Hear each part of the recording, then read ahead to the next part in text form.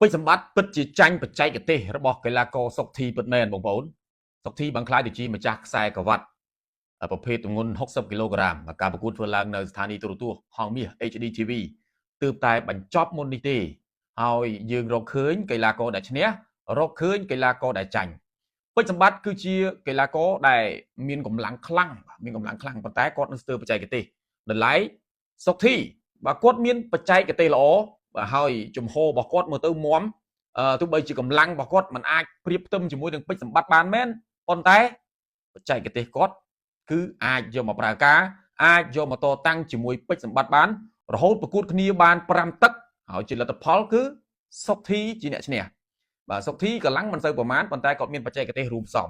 ពេជ្រសម្បត្តិគឺកម្លាំងបាយសុទ្ធតែម្ដងបាទគឺបងប្អូនគ្រប់គ្នាតែនិយាយថាគាត់គឺជាកីឡាករដែលប្រើកម្លាំងក្នុងការប្រកួតនីមួយៗបើកីឡាករណាដែលទុកបញ្ជាប់គឺច្បាស់ជាដេករបស់ពេជ្រសម្បត្តិហើយប៉ុន្តែបើមានលក្ខខណ្ឌមួយទៀតអានេះខ្ញុំសូមបញ្ចេញមតិបន្តិចណាមានលក្ខខណ្ឌមួយទៀតបើសិនជាវាយកងចេញម្រាមប្រហែលជាអាច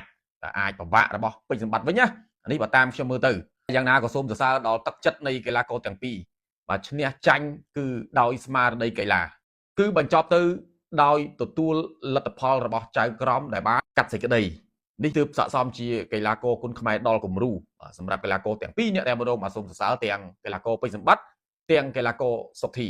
ជាចុងក្រោយអបអរសាទរដល់សុកធីហើយក៏សូមចូលរួមសោកស្ដាយបាទសម្រាប់ពេជ្រសម្បត្តិ